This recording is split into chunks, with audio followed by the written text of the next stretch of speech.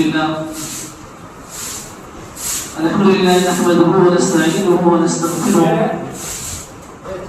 ونؤمن به ونتوكل عليه ونعوذ بالله من شرور انفسنا ومن سيئات اعمالنا من يهده الله فلا مضل له ومن يضلل فلا هادي له ونشهد ان لا اله الا الله وحده لا شريك له ونشهد ان محمدا عبده ورسوله اما بعد أعوذ بالله من الشيطان الرجيم بسم الله الرحمن الرحيم إنما المؤمنون الذين آمنوا بالله ورسوله ثم لم يرتابوا وجاهدوا بأموالهم وأنفسهم.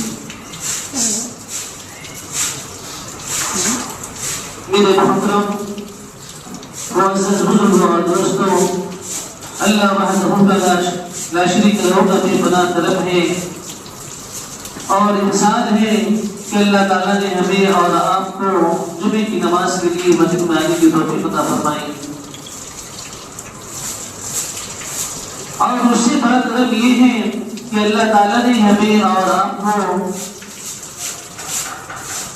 امت محمد جناب محمد رسول اللہ صلی اللہ علیہ وسلم کی امت میں پیدا فرمایا. اس دنیا کے اندر بے شمار مذاہب ہے، طرح طرح کی ذات پات ہے. اللہ تعالیٰ نے تمام سے چھانٹ کر آپ کو جناب محمد رسول اللہ صلی اللہ علیہ وسلم کے آخری نبی ہونے کی امت میں یہ شرف آپ کو حاصل ہے. اگر آپ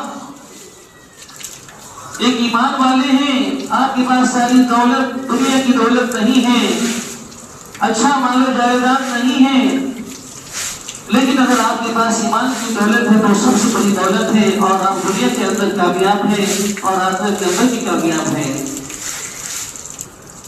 اس کے برعکس جس آدمی کو جس کے پاس ایمان نہ ہو، دنیا کی ساری دولت شہرت عزت ساری چیزیں مل جائے لیکن ایمان جیسی دولت نہ ملے تو انسان ناکام ہے. لیکن آج کا انسان دنیا کے پیچھے پڑا ہوا ہے اور یہ سوچ رہا ہے کہ ہمیں کسی دنیا میں ہمیشہ رہنا ہے، حالانکہ یہ اس کا دھوکہ ہے. اس کے بارے میں جناب محمد رسول اللہ دنیا کی زندگی متاع غرور ہے کہ انسان اس دنیا میں رہ کے یہ نہ سوچ لے ہمیشہ یہی رہنا ہے، بلکہ ہر ایک کو موت کا مزہ چکنا ہے، ہر ایک کو اس دنیا سے جانا ہے. یہ دنیا فانی ہے، ختم ہونے والی ہے. لیکن آج ہماری زندگی 24 گھنٹے کی جو گزر رہی ہے، روزمرہ جو ہم گزار رہے ہیں، نہ ہمارا طریقہ نبی کے آئیڈیل پر ہے، نبی کے کریکٹر پر ہے، نہ ہمارے اخلاق نبی جیسے ہیں. پھر بھی ہم مسلمان ہونے کا دعویٰ کر رہے ہیں، ہم مسلمان ہیں. اس لیے اللہ وحدہ لا شریک لہ کا آپ پر اتنا احسان ہے کہ اللہ تعالیٰ نے آپ کو ایمان والے گھر میں پیدا فرمایا اور اسی ایمان کے لیے صحابہ کرام نے اپنی جانوں کو قربان کیا، اپنے بال بچوں کو قربان کر دیا، اپنے ساری شہرت کو چھوڑ دی، اپنے بال جائیداد کو چھوڑ دیا. بس میدان جہاد میں نبی کا اشارہ ہوتا، میدان جہاد میں چلے جاتے اور اپنی جان کو جام شہادت دے دیتے. وہ ایسا ایمان تھا جو صحابہ کرام نے نبی کی ایک آواز پر لبیک کہتے اور اپنی جان کو دے دیتے. اگر اس طرح اپنے دل کی گہرائی سے سوچیں کہ جان کا دے دینا، آج ہم سے مال مانگا جاتا ہے تو ہم مال دینے کو تیار نہیں ہوتے، سوچتے مال دیں گے تو پھر ہمارے پاس کیا بچے گا. حالانکہ اللہ تعالیٰ نے ہر چیز کا ایک طریقہ رکھا ہے کہ آدمی مال بھی دے تو اس کے اندر بھی جو زکات کی شکل ہوتی ہے، آپ سے 2.5 حصہ مانگا جاتا ہے، 40 حصے کے اندر 1 حصہ مانگا جاتا ہے. لیکن پھر بھی بعض مسلمان نہ اس چیز کو سوچتے ہیں کہ اللہ کیا فرمان ہے، ہم سے زکات کس لیے لی جا رہی ہے اور کس طریقے سے ہمیں کہا جا رہا ہے. ہمارے بالوں کی صفائی ہوتی ہے. یہ کب ہوگا جب ہم دین اسلام کو جانیں گے، اپنے بچوں کو دین تعلیم سے جوڑیں گے، تب جا کر اس چیز کا ہمیں احساس ہوگا. ایک صحابی حضرت حنظلہ رضی اللہ تعالیٰ عنہ کا اپنا واقعہ سنا ہوگا. نوجوان صحابی ہے، ابھی ابھی شادی ہوئی ہے اور شادی کی پہلی رات میں سامنے ایک بیوی ہے اور شادی کی پہلی رات ہے اور جہاد کا اعلان ہو جاتا ہے. وہ صحابی ابھی وصول بھی نہیں کرتے ہیں، میدان جہاد میں چل پڑتے ہیں اور دشمنوں سے مقابلہ کرتے ہیں، دشمنوں کو قتل بھی کرتے ہیں اور اخیر میں جامِ شہادت نوش کر جاتے ہیں. ایک ایسا ایمان تھا جس نے اپنی بیوی کو بھی چھوڑا، اپنے بچوں کو بھی چھوڑ دیا، اپنے گھر کو بھی چھوڑا. چاہتے تو آرام کر لیتے، چاہتے تو چھوڑ دیتے، میدان جہاد میں نہ جاتے، لیکن نبی کی ایک آواز پر اتنا پختہ ایمان تھا، ایسا ایمان تھا کہ ساری جانیں آپ پر قربان تھی. وہ صحابی میدان جہاد میں گئے، دشمنوں کا مقابلہ کیا اور اخیر میں جامِ شہادت پیش کیا. اخیر میں اللہ کے رسول جناب محمد رسول اللہ صلی اللہ علیہ وسلم دیکھ رہے ہیں، اس صحابی کو فرشتے غسل دے رہے ہیں اور اللہ نے ایسا مقام و مرتبہ دیا کہ اسے غسیل الملائکہ لقب ملا، یعنی فرشتوں بھی غسل دیا ہوا، یعنی فرشتوں سے غسل دیے.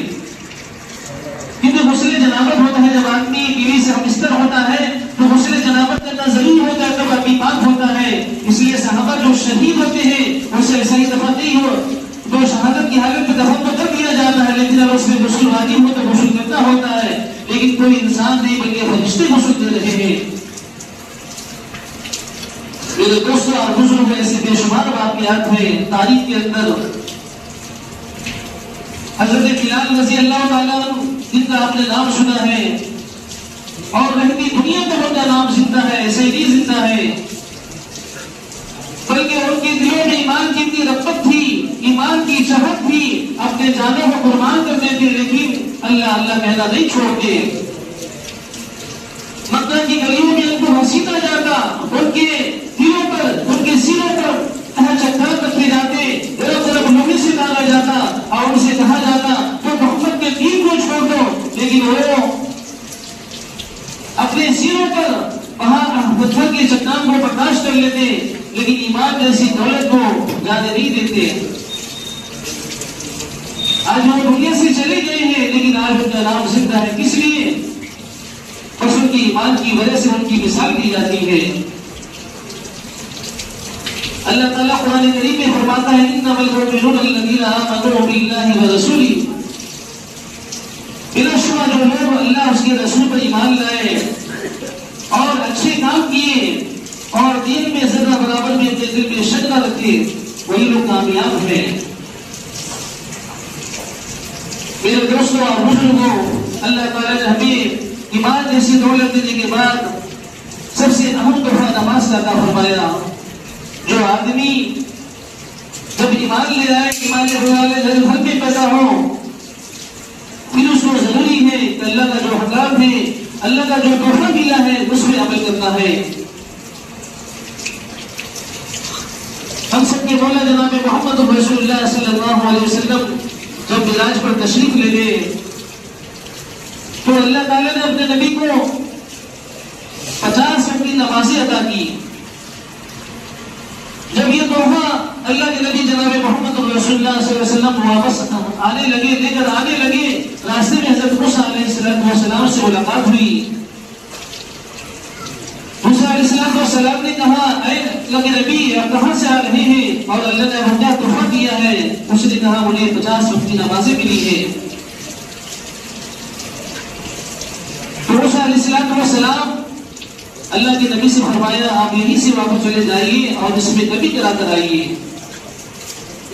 ہمارے نبی وہاں سے بھی دوبارہ اللہ سے ہم طلب ہوتے ہیں، وہاں جاتے ہیں اور نماز میں کبھی کرا کر 10 نمازیں کم ہو جاتی ہے، 40 رہ جاتی ہے. پھر واپس تشریف لاتے ہیں، راستے میں پھر حضرت موسیٰ علیہ السلام سے ملاقات ہوتی ہے. موسیٰ علیہ السلام پوچھتے ہیں کتنی نمازیں کم ہوئی؟ کہا 40 نمازیں رہ گئی ہیں. پھر موسیٰ علیہ السلام اللہ کے نبی کو بھیجتے ہیں، ہمارے نبی پھر تشریف لے جاتے، اللہ سے ہم طلب ہوتے ہیں اور یہاں تک یہ سلسلہ جاری رہتا ہے اور 5 وقت کی نمازیں رہ جاتی ہیں. اس وقت بھی حضرت موسیٰ علیہ السلام اللہ کے نبی کو واپس بھیجنا چاہا، جائیے کم کرا کر آئیے، لیکن ہمارے نبی بولے میں کئی مطلب اللہ سے مل چکا ہوں، اب میری ہمت نہیں ہو رہی ہے، مجھے کم کراتے ہوئے شرم محسوس ہو رہی ہے، بس یہی 5 نماز رہ گئی۔ پھر وہ 5 نمازیں مسلمانوں پر فرض ہوئی، لیکن ان 5 نمازوں کا ثواب 50 نمازوں کے برابر اس امت محمدیہ کو مل رہا ہے۔ یہ سب سے بڑا دھوکہ ہے امت محمدیہ کے لیے۔ میرے دوستوں، ایمان ایک ایسی دولت ہے جو ہر ایک کو حاصل نہیں ہوتی۔ ایمان کو حاصل کرنے کے لیے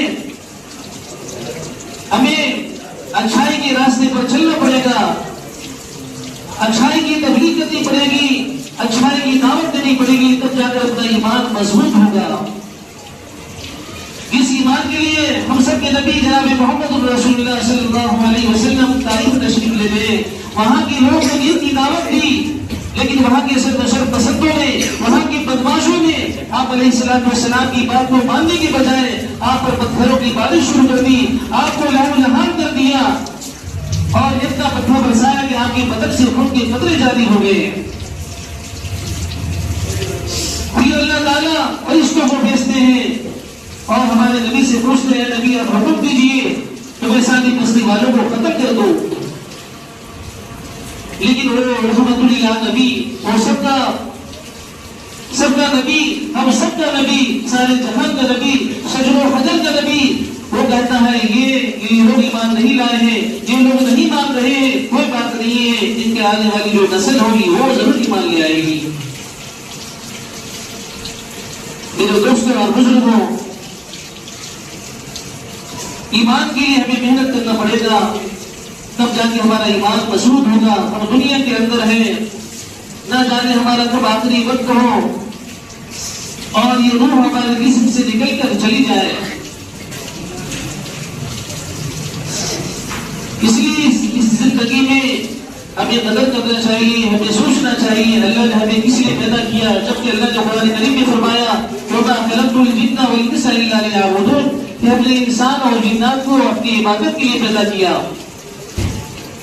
ہمارا مقصد اللہ کی عبادت ہے، باقی یہ کام وغیرہ رسول ہماری ضرورت ہے، باقی ہمارا مقصد جو ہے یہاں پہ جو آنے کا مقصد ہے وہ اللہ کی عبادت کرنا ہے، اللہ کے حکم کو نبیوں کو، اللہ کے حکم کو لوگوں تک پہنچانا ہے۔ بلغوا عنی ولو آیہ، کہ اگر آپ کو دین کی کوئی بھی بات معلوم ہو تو دوسروں تک پہنچاؤ۔ اس لیے میرے دوستوں اور بزرگوں، ایک جگہ فرمایا گیا وَلْتَكُن مِّنْكُمْ أُمَّةٌ يَدْعُونَ إِلَى الْخَيْرِ، کہ تم میں ایک ایسی امت ہو جو لوگوں کو راہ راست پر لائے، اچھائی کی دعوت دے، وَيَأْمُرُونَ بِالْمَعْرُوفِ وَيَنْهَوْنَ عَنِ الْمُنكَرِ، اور برائیوں سے روکتی رہے۔ اگر ہم نے اپنے مشن کو چھوڑ دیا، اپنے کام کو چھوڑ دیا، تو ہم جگہ اس طریقے سے اسپین کا جو واقعہ ہے اور تونس کا جو واقعہ ہے جہاں مسلمانوں نے 850 سال تک حکومت کی، جب تک مسلمان اچھائی کے راستے پر رہے، اللہ اس کے رسول کی بات کو مانتے رہے، معاملات صحیح رہے، ہر چیز میں وہ جب لوگ صحیح تھے تو اللہ نے ان کی بھی مدد کی۔ مسلمانوں کا نام تھا، مسلمانوں کی مسجد تھی، جب وہاں کے لوگ دولت میں پڑ گئے اور اللہ اس کے رسول کو بھول گئے، اللہ اس کے رسول کا فرمان کیا اس کو بھول گئے، تو آخر کیا نتیجہ نکلا؟ آخر میں یہ نتیجہ ہوا وہاں کے مسلمانوں کو اپنا گھر بار چھوڑنا پڑا، وہاں کے مسلمانوں کو اپنے مذہب کو تبدیل کرنا پڑا، وہاں کی مسجدوں کو گرجا گھروں میں تبدیل کرنا پڑا۔ ایک ایسا واقعہ پیش آ گیا اور آج وہاں ایک بھی مسلمان نہیں ہے، سارے جگہ مسلموں کی حکومت ہے، عیسائی کی حکومت ہے، مسلمانوں کا نام و نشان نہیں ہے۔ وہی آج ہندوستان کا حال ہے۔ اگر ہم بھی اسی طریقے سے زندگی گزاریں گے، ہماری نمازیں مسجد میں خالی رہ جاتی ہے۔ اللہ نے ہمیں بس جمعہ کے لیے نہیں بلایا بلکہ 5 نمازیں فرض کی ہے، اور نمازیں ضروری ہے۔ اگر ہم نے اس کو ضرور نہیں سمجھا، فرض نہیں سمجھا، کس طریقے سے ہمارے لیے کھانا ضروری ہے، اگر ہم نہیں کھائیں گے تو بیمار ہو جائیں گے، اسی طریقے سے نماز بھی ہمارے لیے ضروری ہے۔ اگر ہماری مسجدیں ترسے کی نمازیوں کے لیے، مسجد کا جو پیٹ بھرتا ہے وہ نمازیوں سے بھرتا ہے، لیکن مسجدیں یہاں بلاد ہے، اسی پر علامہ اقبال نے کہا مسجد تو بنا لی شب بھر میں ایمان کی حرارت والوں نے، مسجد تو بنا لی شب بھر میں ایمان کی حرارت والوں نے، من اپنا پرانا باقی تھا برسوں میں نمازی بن نہ سکا۔ آج وہی ہم مسلمانوں کا حال ہے، اگر ہم نے اپنے دین کو چھوڑا، اللہ اس کے رسول کی بات کو چھوڑیں گے، یقیناً وہی اسپین والا معاملہ اس ہندوستان کے اندر بھی آئے گا، ہماری مسجدیں ختم ہوگی۔ آج بھی وہی معاملہ چل رہا ہے، آپ دیکھیے کئی کئی مسجدوں کو توڑا جا رہا ہے، مدرسوں کو منہدم کیا جا رہا ہے، یہ بس ہمارے اعمال ہے۔ ہم کتنی دعائیں کر رہے ہیں لیکن ہماری دعائیں رائگاں اور بیکار ہو رہی ہیں، کیونکہ ہم نے اللہ اس کے رسول کے طریقے کو چھوڑ دیا، اس کے فرمان کو چھوڑ دیا۔ آخر میں وہی نتیجہ نکل رہا ہے کہ ہم نے کتنی بھی دعا کر لیجیے سب رائگاں اور بیکار ہو رہی ہے، ایسا نظر آ رہا ہے، کیونکہ ہمارا کمانا صحیح طریقے سے نہیں ہے، ہمارے اندر جو لقمہ جا رہا ہے وہ بھی صحیح نہیں ہے، تو ہماری نمازیں کہاں سے ہوگی، ہماری دعائیں کہاں سے قبول ہوگی؟ اس لیے امید ہے آپ سبھی حضرات کی باتوں پر عمل کریں گے انشاءاللہ۔ اللہ تعالیٰ ہمیں آنا بڑھتے ہیں سنے سے زیادہ عمل کی توفیق عطا فرمائے، وہ ہمارے لیے جتنی شکر۔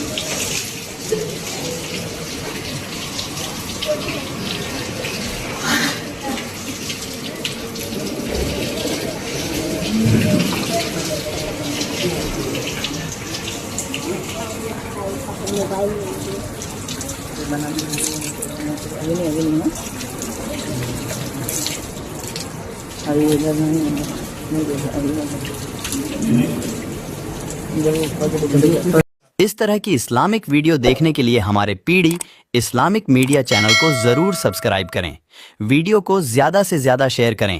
آپ کا اپنا دوست کلام الدین، سیتامڑھی، بہار۔